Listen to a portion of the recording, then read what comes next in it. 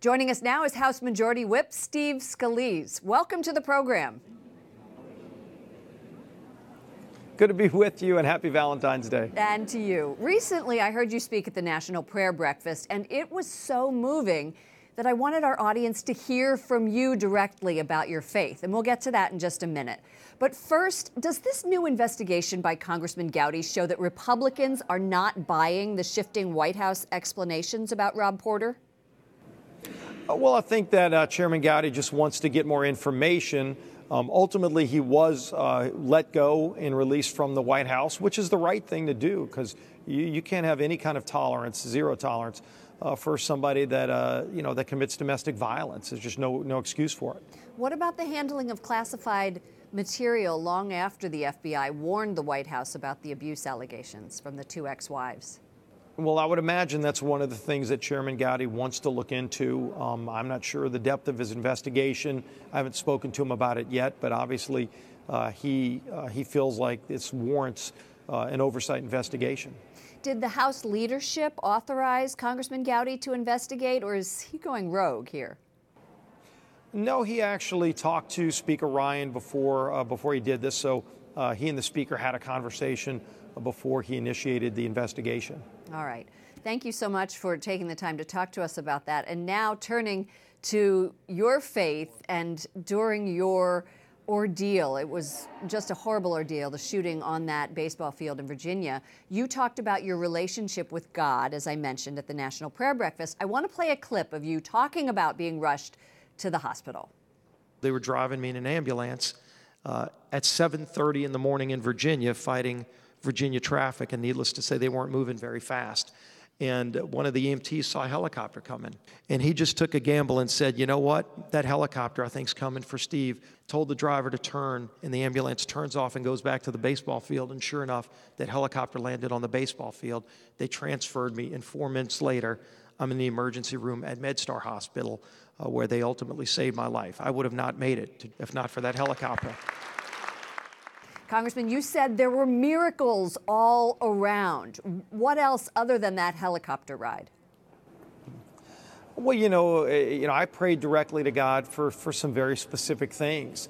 And, the fact, number one, that my security detail was there and was able to quickly engage the shooter, it took him away from shooting at us on the ball field where we were just sitting ducks.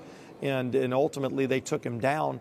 But one of the miracles that I cited, one of my colleagues, Trent Kelly from Mississippi, was playing third base, and the shooter was maybe 30 feet away from him.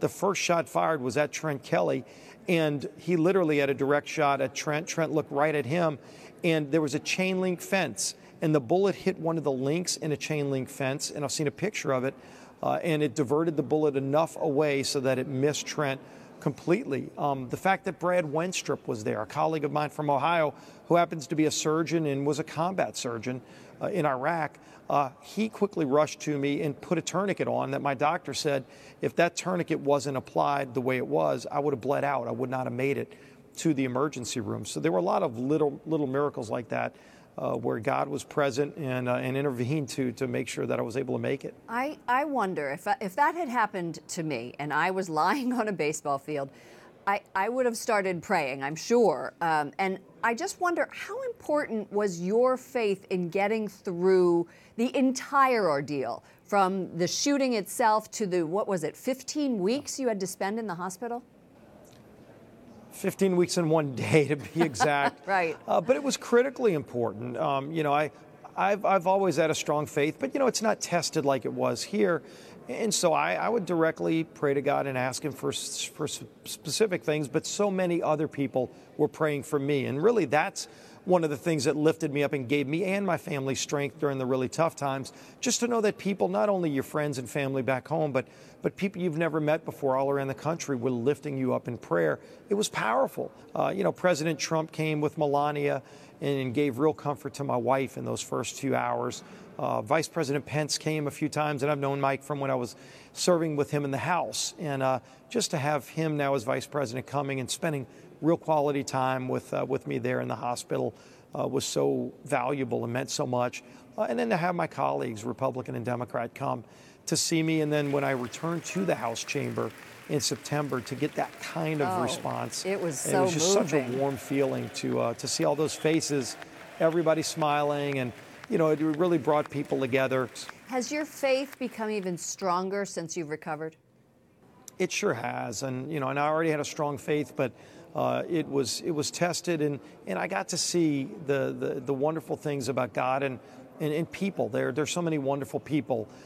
You know, I don't look in the past. I'm a person who's always focused on the future, and just to see so many people coming out, and you see the goodness in this country and how people responded. Thank you so much, Congressman Steve Scalise, House Majority Whip, for talking to News Nightly's audience about your faith.